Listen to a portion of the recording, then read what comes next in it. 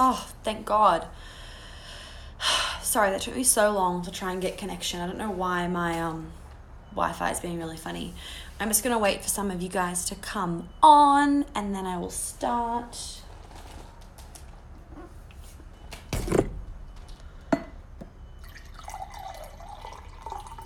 Hey everyone. I'm just waiting for a few more to come on because I know people are keen for this. So I want to just wait and get everyone that I can. Hello everyone joining. Hang around. I'm going to start in a second. I just am waiting for a few more people. I know people are keen for this. I've been getting tons of messages. Hi Kate. Hi Irina. So nice of you guys to join me. Just having some water because I'm really thirsty. Okay, I will start in a second. I've gotten lots of messages from people being really excited for this, so I want to wait and make sure everyone's had an opportunity to jump on. Oh, awesome, Laura. Lauren, it's the best water jug out there for sure. Awesome. All right, let's start in a second. A few more people. Keep them coming. Keep them coming. As a side note, who loves my dress? I got it today in the mail and I was so excited. This is me getting into my femininity, as I discussed in one of my Instagram stories today, which so many of you guys messaged me saying how much you resonated with the Instagram story. So I'm really glad that helped a lot of you. Thanks, Kate. Green is actually the color of your heart chakra. And I need to work on my heart chakra. So I actually wanted to get this dress when it first came out and it sold out. And then when I was in America, I tried to buy it in America and it didn't get to where I was staying on time. It got lost in the mail. So then I didn't get it and I was like heartbroken. And then they relaunched it. And so I was like, I have to get this. It's a sign. And I'm loving it. So, yes, I am on the go, Lauren. All right, let's start. Okay, so PCOS, and I'm also just going to be talking about fertility. Everything that I talk about for PCOS, it also is for fertility. Basically, as a general note, if you have PCOS, you want to be eating double as well as what a fertility diet would look like. So if I've suggested something for PCOS and you don't have PCOS, do it anyway. It's going to help your fertility. You know, if you do something for PCOS, it's not going to affect you if you don't have PCOS. It's just really important that if you have PCOS, you take double as good care of yourself. So quick thing of what PCOS is, it's not necessarily like an ovary reproductive issue. It's more of an insulin issue. So I'm going to be focusing mainly on the insulin type of PCOS, your insulin resistant PCOS. There's actually quite a number of PCOS, like there's post-pill PCOS, there's an inflammation PCOS, there's quite a few others, but I'm going to be talking mainly today about the insulin resistant PCOS. So I did do a blog post on it last week, and I'm basically going to elaborate on that and talk about a few other things that's really important. As a first, let's just mention the one that I always say, fucking stress. Just try and get it out of your system as best you can. We live in a very stressed state all the time. So where possible, we have to keep things reasonable, right? I do hate saying to clients, like, do 50 things at once. It's not going to work like that, Let's just implement a few things as we go along and we can add more on top. So for stress, you might not be able to quit your job. You might not be able to get out of the traffic. That's okay. What we're going to do instead is listen to a podcast you really like when you're stuck in traffic. So when you are stuck in traffic, you're not like, oh my God, I'm in so much traffic, it's taking me so long to get home. But you're like, this is fab. I get to listen to 2 podcasts instead of 1. Things like that. Another thing, like just taking 5 minutes to yourself when you get home, and you don't, like I said today on my Instagram stories, you don't need to necessarily run a bath. You could just lie on your bed for 5 minutes before you go and cook dinner and do all that stuff. Just try and bring your stress down throughout the day where possible. So you don't necessarily need to come home and have a 2-hour bath. Doing a couple things throughout the day is going to have a bigger impact than doing one thing once a week. Remember, it's about the little things that you do every day, not the one thing you do a week. Does that sound about right to most people? I feel like for the majority of the population, if I pile on 50 things for you to do, you're not going to do it. So grab whatever you like from today, take it, leave it, but also you don't need to stress about having to go all or nothing approach. Let's just keep it reasonable so that you can actually enjoy your life, because you are here to live and be happy. You are not here to hate your life. You are here to love your life, okay? All right.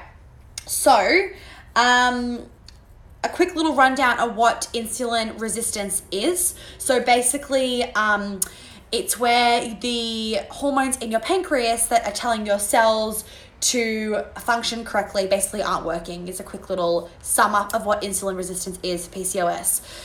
It's really important that if you have PCOS, same goes for endometriosis. This is a lot of the same things. You want to eat a really, really anti-inflammatory diet to put your PCOS or your endometriosis into remission. I'm going to do a whole nother one on endometriosis because that's a whole nother big thing. So eating a lot of carbs is possibly the worst thing you could do for you. Eating a lot of gluten, worst thing you could do, because it's creating so much inflammation in your body that it's just really not good. It's creating inflammation, it's creating oxidative damage, it's creating more stress in your body, and it's also creating really imbalanced blood sugar levels, which is really bad for the insulin-resistant PCOS. For endometriosis and for being fertile, you want to have an anti-inflammatory diet so that you can have a baby and you can produce really good quality eggs and that you've got a really healthy menstrual cycle. If you have PMS, I guarantee you also have inflammation in your body. And I'm not saying I have no inflammation. I have so much inflammation right now from stress. Every time I go to the fucking physio, I'm like, today, like I was sweating in the physio from the stress. He's like, okay, roll over onto your stomach. I'm like, pretty sure I have a fucking sweat patch on my bum right now from the stress of the fucking dry needles you just stuck in me because it was so painful. So everyone has stress, everyone's got inflammation, but it's about managing what you can manage. So I can't control my physio and my knee, but I can control what I eat. I can control my stress levels. I can control when I go to sleep. So doing those little things that you can't control will make a big difference for your PCOS and for any PMS or endometriosis.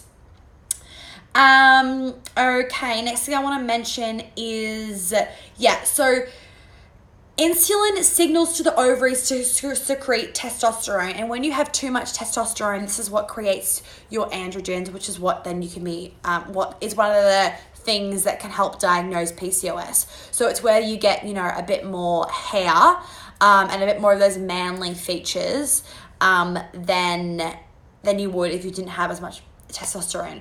So that's basically a little really quick, non-sciencey sum up of what PCOS is, in case you're actually wondering what it is, if you have it. If you have PCOS, I'd highly recommend doing some research on it. And if it says go on the pill, don't listen to that shit. Especially if it's a progesterone-only pill. Actually, it's progestin, not progesterone. Because some of them, actually, the molecular structure looks more like testosterone than it does progesterone. So you're basically putting more testosterone in your body, which is worse for your PCOS. So I'd be very, very, very cautious to go on the pill because it's not going to help the problem at all. Okay, the pill does not help insulin resistance. I don't think the pill helps anything besides not getting pregnant, or if your goal is to have hormonal imbalance, then go wild. Okay.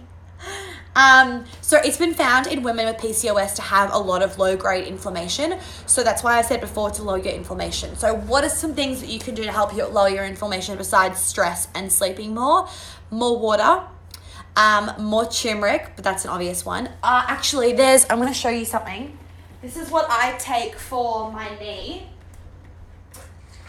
Guys, get ready to screenshot. So, Bioceuticals has this, can you see it? Hold on. It's such bad light, hey. Hold on a second, let me turn this light on. Woo! I'm gonna put it here now, and then you can see it. Can you guys see that? There we go. Okay, everybody screenshot. So, let me just focus it a little bit more. All right, hopefully you've all screenshotted that. So, now you can see me better. that curcumin is really, really high grade curcumin, and it's a really, really high dose. So I'm taking that for my knee, but that will be really good for any PCOS sufferers, or if you have really heavy periods or bad PMS, especially cramps, heavy period, blood clots, headaches, inflammation, obviously, PCOS. Take these Theracumin triple from Bioceuticals. They are expensive, but they are worth it because they work. So I would definitely recommend taking that for some inflammation. Other things you can do for inflammation is up your vegetable intake, up your antioxidants, up your healthy fats. No vegetable oil. For those, can you please put a picture of it in your story? I will. I absolutely will, Tiff. Thank you. If I don't do it, remind me.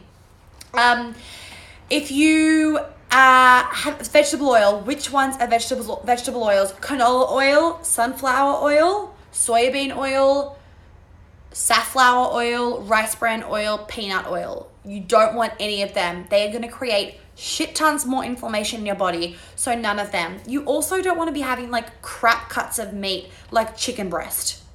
That doesn't provide you with anything. You want chicken thigh with skin, and if you can, the bone. Okay, olive oil. Olive oil is great. Olive oil is fantastic. Just don't fry the shit out of it because then it can go rancid. Olive oil, fantastic. Coconut oil. So sesame oil, this is an interesting one. So I've read mixed studies on this. What I see with the sesame oil and what I've read in my Chinese medicine book, which is, if any of you are interested, I should just freaking do a bloody book review, shouldn't I? Okay. This book is amazing for talking all things Chinese medicine. Okay.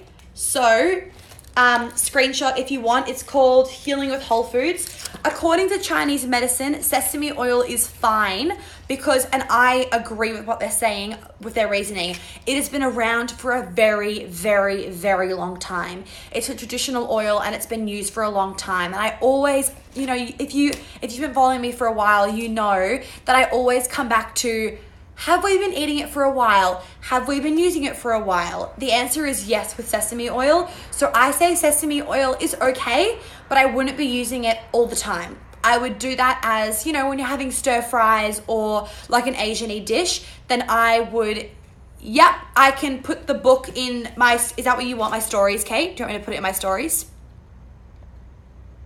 She'll come back to me in a second. So I would use sesame oil for when you're doing those Asian-y things, but otherwise for the rest of the time that you want to be cooking in lard, ghee, yeah, I'll do that, Kate. Lard, ghee, coconut oil, butter, olive oil, animal fat, any of those traditional fats and oils, go for your life. Vegetable oils, a lot of inflammation, and without getting into all the studies and reading you all the studies, not only is it terrible for you, but it is the worst food that you could eat. Oh, for you, Lauren. It is the worst food that you could eat when you are pregnant. The worst thing. You are better off eating a bowl of sugar. It causes brain damage to your fetus if you eat vegetable oil, and it creates a lot of problems for you as well. But I'm always more worried about the child because the child is born and it has to deal with it, right? Like, if you are making a baby, you are then responsible for that baby for the rest of your life and all its health implications.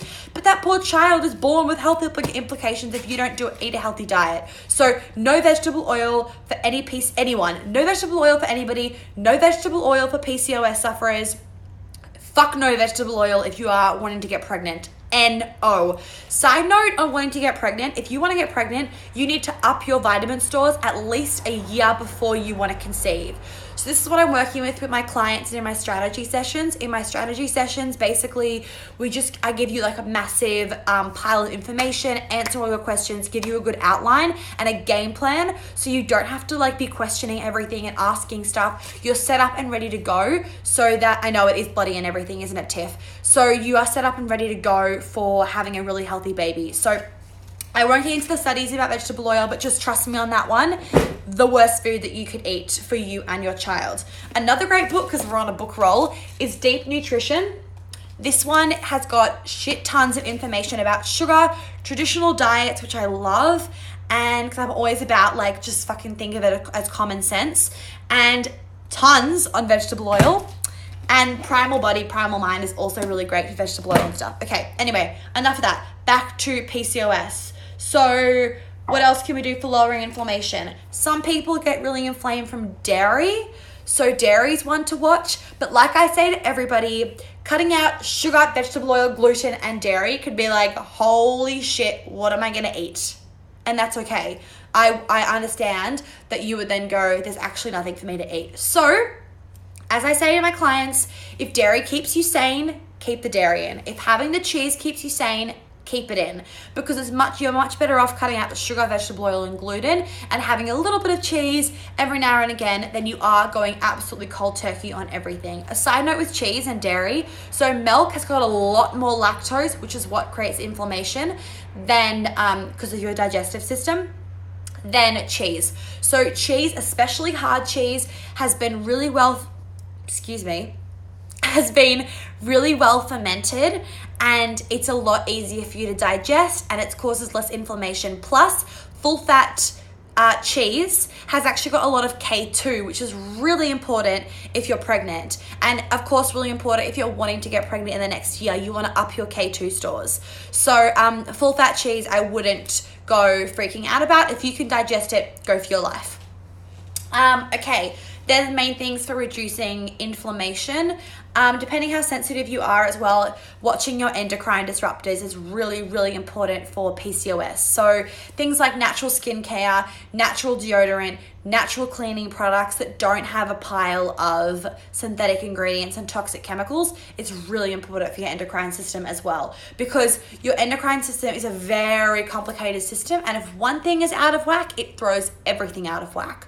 So just be really cautious with your skincare products and your makeup and stuff. All the stuff that I use is super, super natural. Even when I go to the physio, I'm like, I don't want Vaseline, thanks. Like, that shit's toxic. But I'm a little bit crazy, so you don't have to do what I'm doing. You can stay more sane than I do. I'm so passionate that I can't help myself. Okay, calcium and vitamin D. So there was a small study of 13 women with PCOS, and it showed that 7 out of 9 who had absent or irregular menstrual cycles had a return of normal menstrual cycles within 2 months after being given 50,000 international units once or twice a week of vitamin D and 1,500 milligrams of calcium.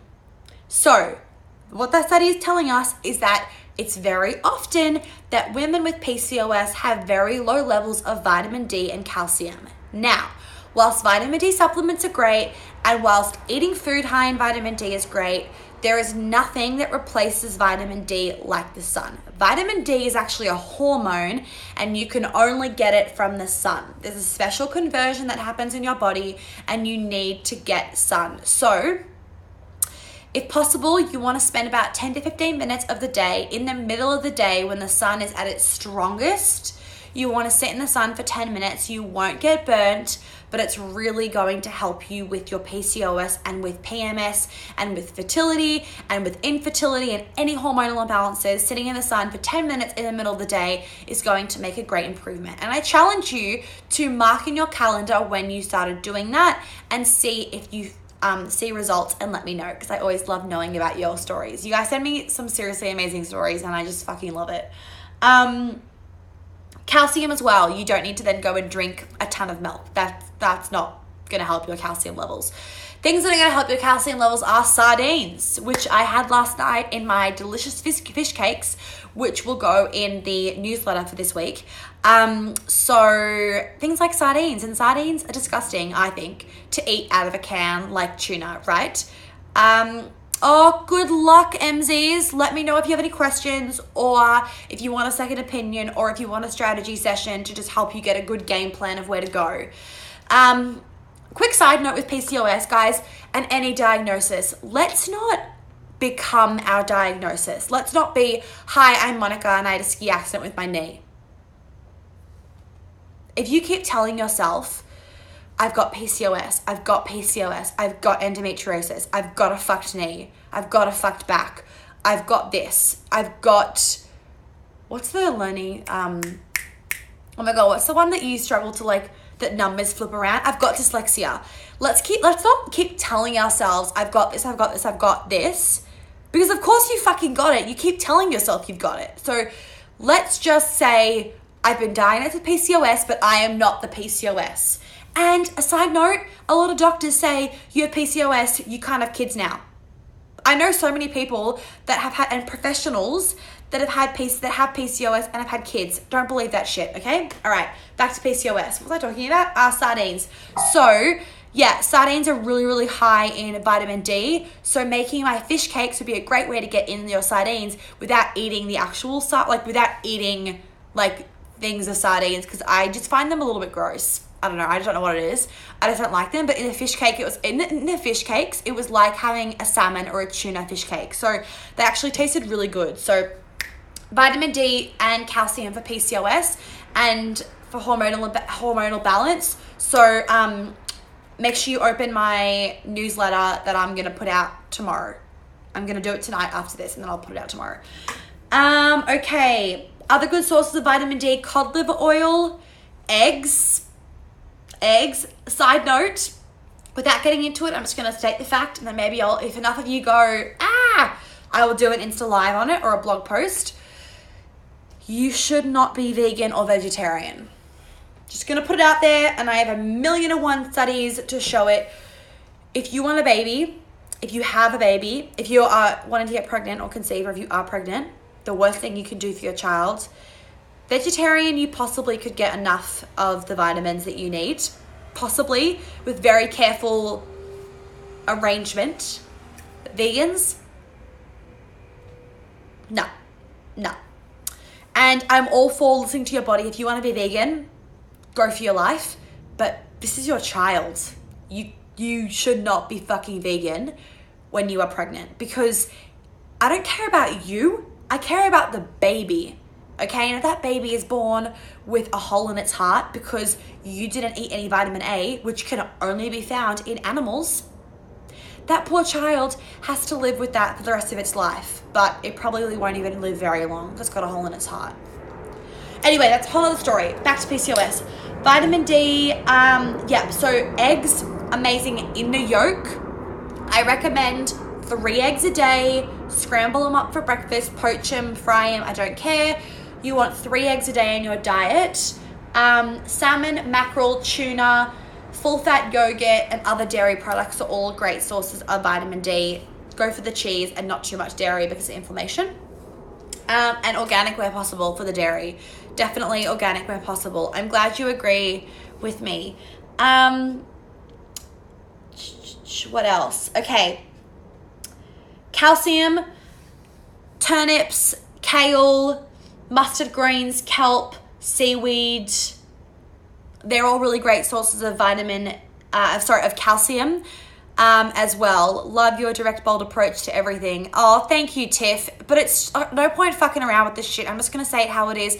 There's people out there that so disagree with me and that hate me for saying it, and that's fine. But I'm doing my research here, and I always say to you guys that I just say, think about it. From a, does this seem logical perspective?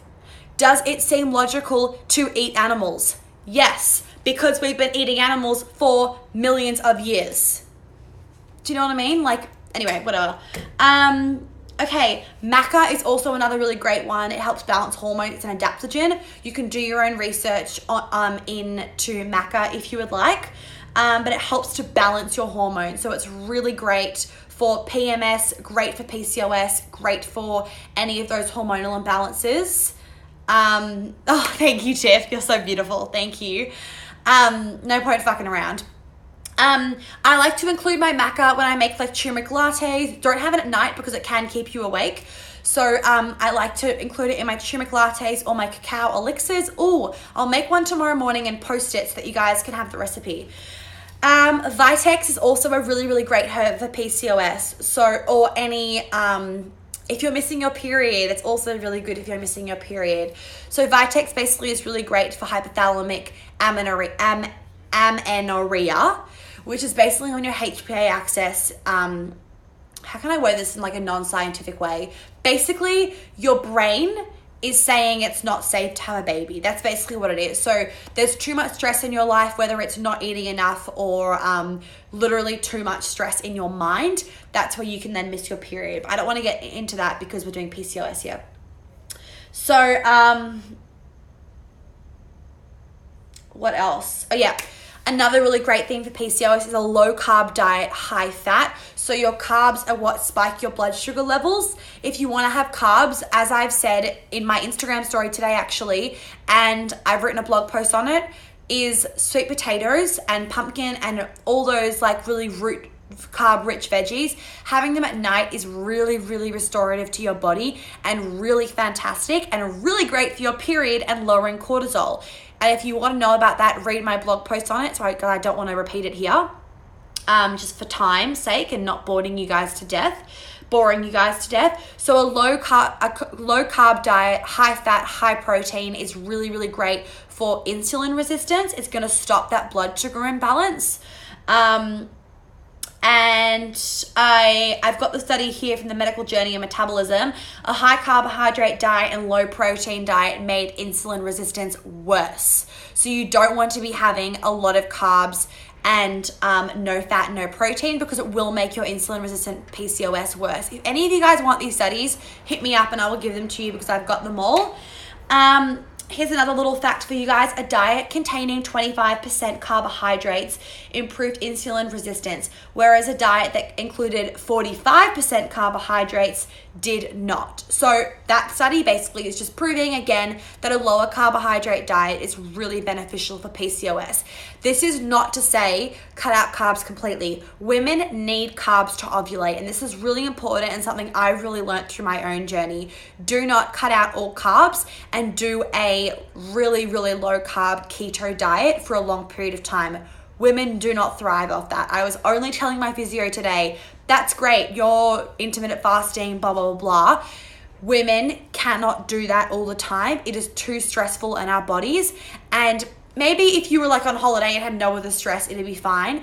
But you always have to weigh up like, okay, so traffic, technology, blue light, lack of sleep, chemicals in the air. Literally, you've got like a million stresses already in your life. You don't want to then add on more that you could take away, right? So don't add on more stress to your body by going so low carb, so high fat, and getting into ketosis that you lose your period. Let's just rein it back a bit. A little bit of carbs, but none of this like toast for breakfast, cereal, granola, oats, sandwiches for lunch, a pile of rice for dinner. No. Let's do an ideal meal plan. Here you go. Write this down. So you'd want to have like 3 eggs for breakfast, cooked in tons of coconut oil. Oh my God, cooked in tons of coconut oil or ghee with 3 scrambled eggs. So kale, 3 scrambled eggs, boom, done. Or kale, 3 scrambled eggs and some avocado. Cook it in lots of fat.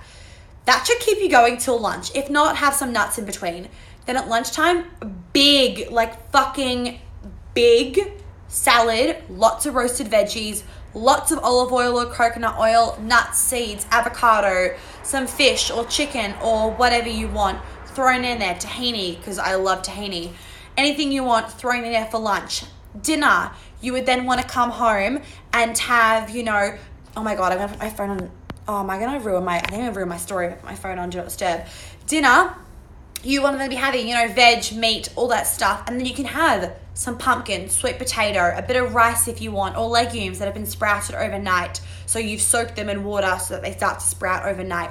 That's an ideal day of eating for someone with PCOS. A note, if this is new for you and this diet's going to be a bit new, snack in between if it helps you. And whenever you're craving carbs, swap for fat. So if you're craving, what are some carbs? I don't know, rice crackers. Go and eat half an avocado instead, or go and eat a pile of nuts, or some carrots and tahini. Do something like that instead of reaching for the carbs. So to swap the two out, same with sugar. Once you get used to this, you then want to try to start not snacking in between meals. It actually allows your insulin to become more, it allows you to become more insulin sensitive. So right now with the PCOS, you're insulin resistant. You want to be insulin sensitive.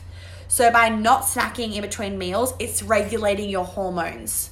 So that's, without getting too sciencey, it's regulating your hormones, and it's really helpful to you. So definitely try and do that. So yeah, when you eat a meal that contains a lot of carbs, your blood sugar spikes and then drops, I've already said. It depends on the type of carbs with how much your blood sugar spikes. So if it's low GI and stuff, it'll spike less. But then of course, there's this whole thing about, some things are high GI, like potatoes, right? But if you pair them with a pile of butter, then the release is slower. So every time that you want to go eat some carbs, some rice crackers, some fruit, an apple, whatever, pair it with some fat, have some avocado, veg, fruit, meat, white or red. Oh, like as in what meat do you eat, white or red? Either. When you eat chicken though, you want to make sure that you've got the chicken skin, the bone if possible. So having like chicken drumettes and drumsticks and wings and thighs with the bone in is really great. And then red meat, also fantastic. Red meat's really, really high in zinc, which is really important for PCOS and for fertility. So both of those. So what else am I going to say? Yeah, the serving size of carbs, of course, matters as well. You don't want to be having, 500, that'd be ridiculous. You don't want to be having like 300 grams of carbs in a day. You want to be having a small amount. So that's why, limiting it to dinner time. And this is not a deprivation thing. This is allowing your body to be the healthiest version of itself thing. Allowing you to have really healthy babies. By limiting your carbs to nighttime, it actually will stop you then having too many carbs throughout the day. And it's going to help your insulin resistance.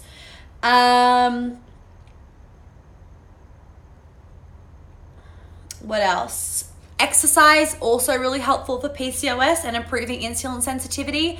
That's a pretty normal one. So this is both aerobic and resistant exercise is really fantastic. Researchers found that participants of resistant exercises showed better improvement in insulin sensitivity than with aerobic exercise alone. So don't just keep going for runs.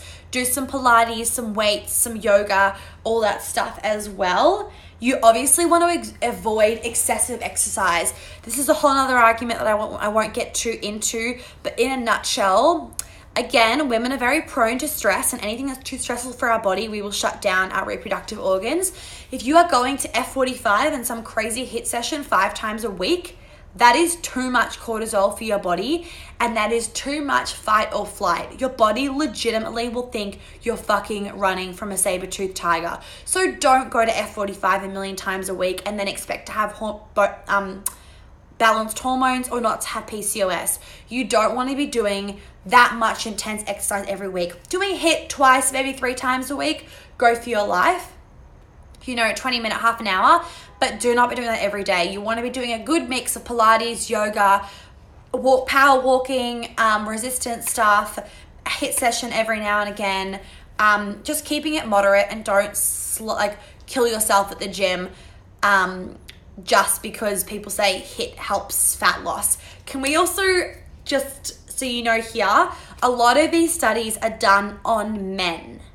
Intermittent fasting, low carb, high fat, men. Women are very, very, very different to men.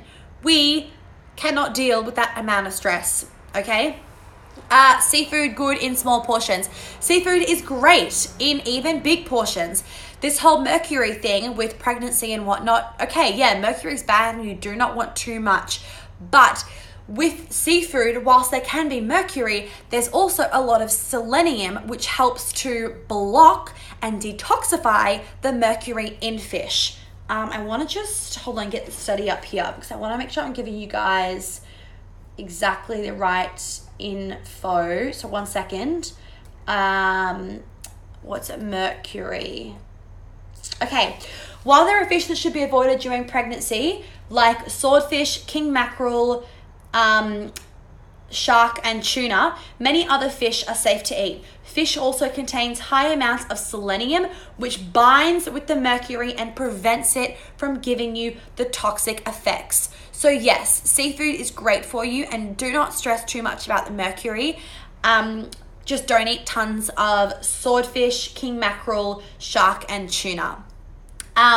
And of course, people worry about the salmonella thing. So it's so rare to get salmonella. More people get salmonella from vegetables than they do from fish. So also, again, don't worry about that. Oysters are a fantastic source of B12, which is fantastic for fertility, fantastic for PCOS, and fantastic for healthy babies.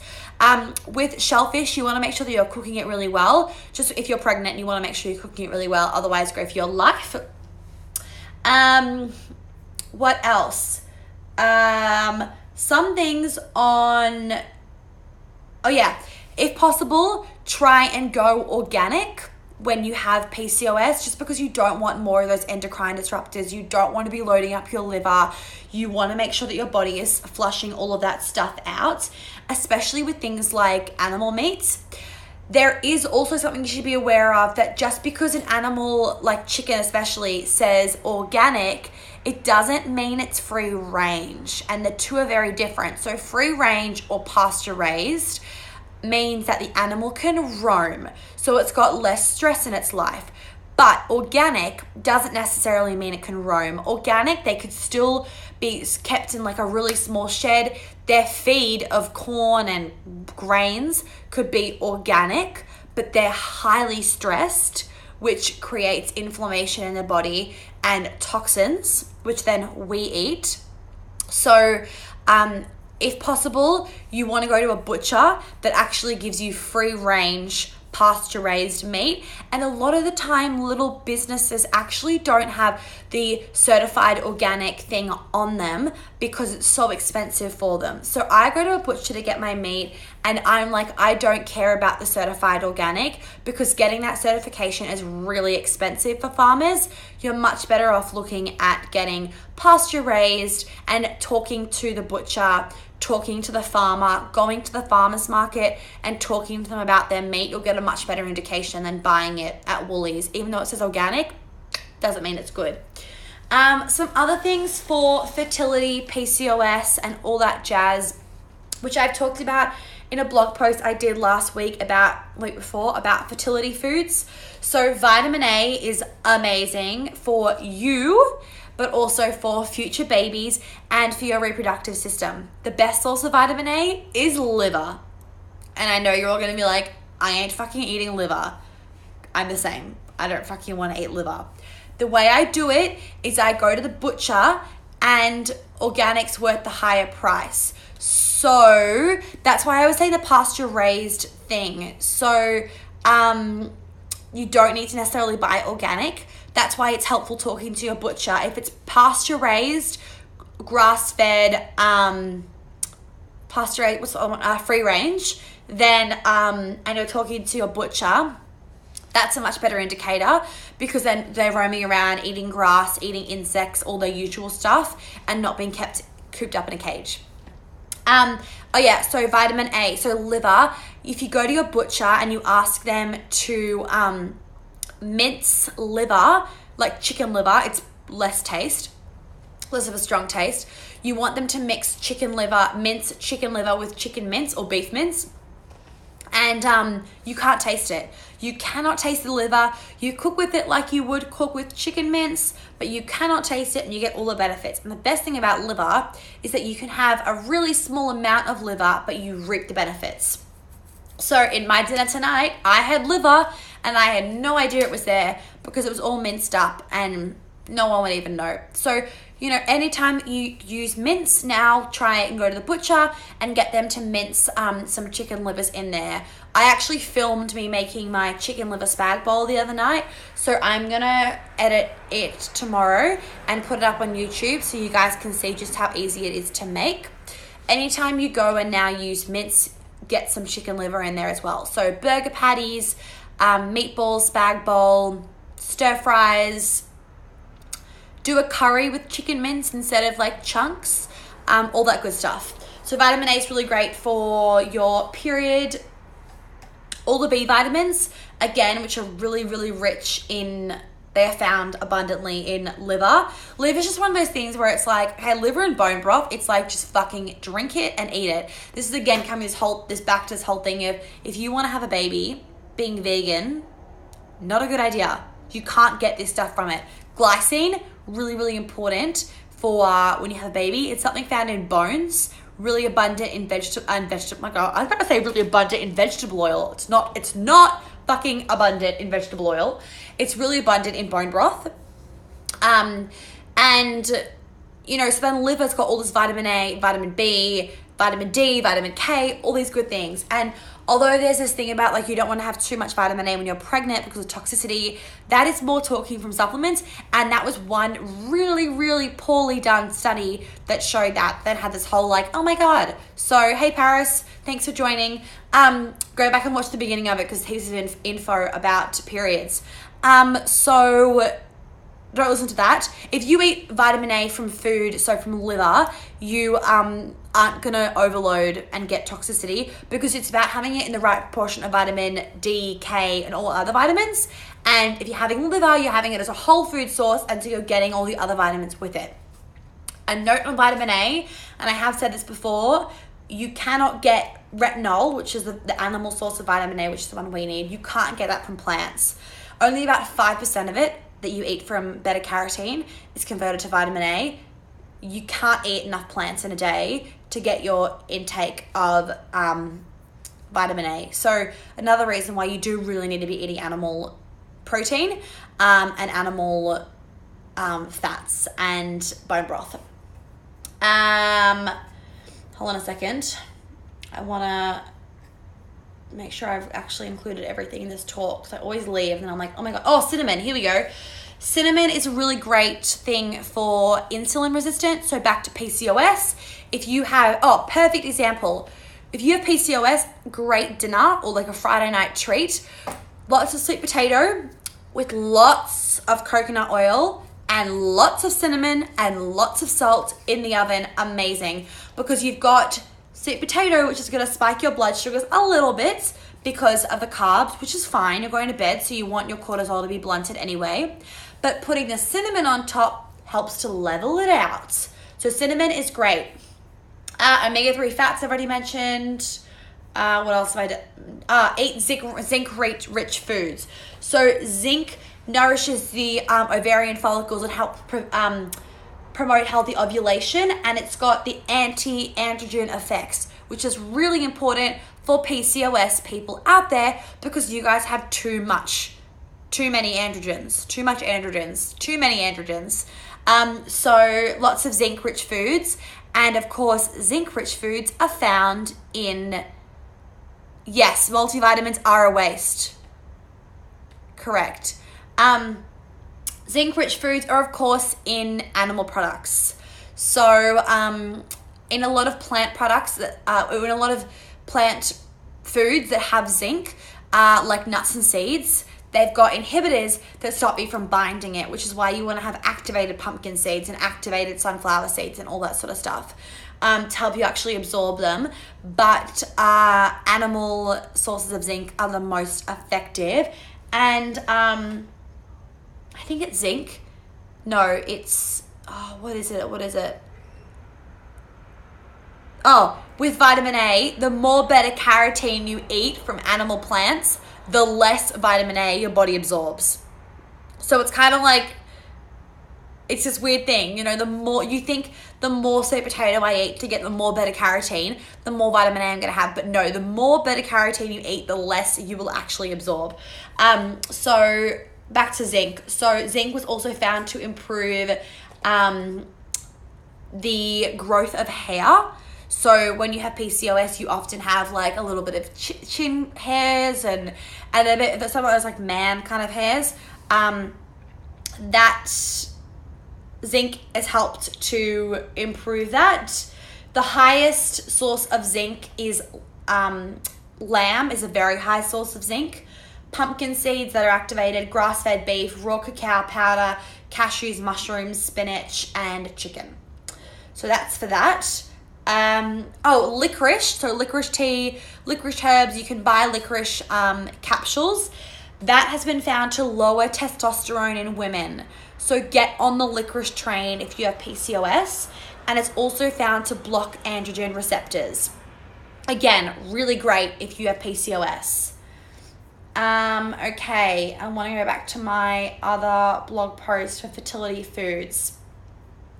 So if you were to ask me what are the main top foods to get my period back, to be really healthy, to have a healthy baby, these are the ones I'm going to say. Liver, because liver covers a lot of bases. It covers vitamin B, vitamin D, vitamin K, vitamin A. So it just covers a lot. So like you can just have like a bit of liver a couple times a week and like you're good to go. You want to be having about 100 grams, 130 grams of liver a week to get your to get enough for healthy pregnancy. So that would just be having liver like twice a week. Just get them to put it in your mince. So I went to this butcher as a bit of a base, guys. I got 4 chicken thighs with 2 chicken livers. Couldn't taste it. Could not taste it. And it's funny because I was like, I wonder if I could only not taste it because of the strength of spag bol. But then tonight I made one of my paleo risotto from my 8-week program. And that doesn't have really, really strong flavors like spag bol does. And I couldn't taste it in there either. So you're good to go. Foods for fertility. So liver, definitely. Eggs are a big one, especially the yolk. Animal meat, of course. Animal products, animal fat. So when you have a baby, you need so much more collagen than what you already have to grow the baby, but also to hold the baby in your womb. You need, I think it's 500% more collagen than what you've already got. So having collagen in your turmeric lattes and stuff, getting the powdered form from iHerb, great. Also collagen from chicken, skin, and bones, beef, bone broth, all of those sort of things. So bone broth is really, really high in glycine, which is really important for your baby. And it's been actually said that glycine is so essential for pregnancy. I want the stats. I love giving you guys the stats. Glycine. It becomes conditionally essential during pregnancy, meaning that you must consume it directly for an optimally healthy pregnancy. So it's non-negotiable. And guess what, guys? It's barely found in plant foods. Okay, this is found in animal foods. Again, another reason why being vegan or vegetarian is really, really dangerous for you and your baby when you are pregnant. And when you are this pregnancy diet that I'm talking about, this is not just for when you find out you're pregnant.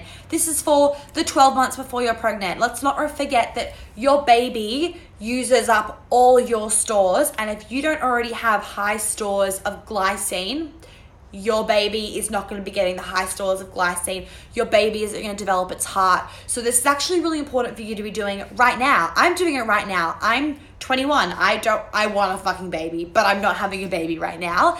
And I'm already on a diet where as soon as I do want a baby, I don't have to make the effort, okay? Because my vitamin stores are going to be so high, and this is so important.